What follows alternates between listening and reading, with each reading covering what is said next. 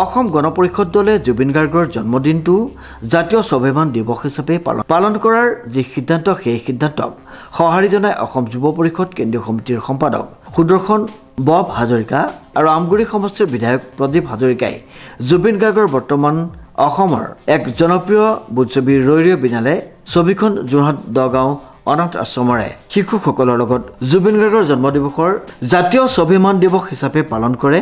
বোলছবিখন প্ৰদৰ্শন কৰাৰ প্ৰাক মুহূৰ্তত সকলোৱে একেলগে মায়াবিনী গীতটো গাই বোলছবি গৃহত প্ৰৱেশ কৰে। কৈছোঁ যে আমি সকলো একগোট হৈ পেলাই চিনেমাখন চাবলৈ তেওঁলোক আহিছে, কিন্তু এক প্ৰকাৰে দুখো লাগিছে।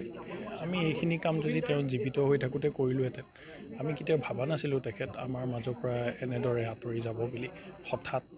আৰু আমি ভাবোঁ আজিৰ দিনটো তেখেতে বহু কথাই শিকাই গৈছিলে, সেইকাৰণে আজিৰ দিনটো আমি ভাবোঁ অসমীয়া জাতিৰ অত্যন্ত গুৰুত্বপূৰ্ণ দিন হিচাপে আমি ল'ব লাগে। আৰু অসমীয়া সকলো ৰাইজে ধনী হওক দুখীয়া হওক সকলোৱে 2-3জন 4জন যিমানখিনি পাৰে নিজৰ ক্ষমতা অনুসৰি আনক সহায় কৰিব যদি পাৰে আজিৰ দিনটোত খুব ভাল হ'ব। মই ভাবোঁ অত্যন্ত দুখীয়া মানুহেও কিন্তু এজন মানুহক সহায় কৰা আজি নিয়ম এটা বান্ধি ল'ব লাগে। এই নিয়মটো ওপৰৰ পৰা তললৈকে আমি চাব লাগে। নতুন প্ৰজন্ম যুৱক যুৱতী এই নিয়মটো আগবঢ়াই লৈ যাব লাগে। ৰাস্তাত থকা বাসগৃহত থকা গাঁৱত থকা টাউনত থকা সকলো ৰাইজক যদি আমি ইজনে ইজনক সহায় কৰোঁ অসমীয়া সমাজখন আগবাঢ়িব বুলি আমি ভাবোঁ। শ্ৰীমন্ত মাধৱ বৰুৱাৰ ৰিপৰ্ট নিউজ নাও।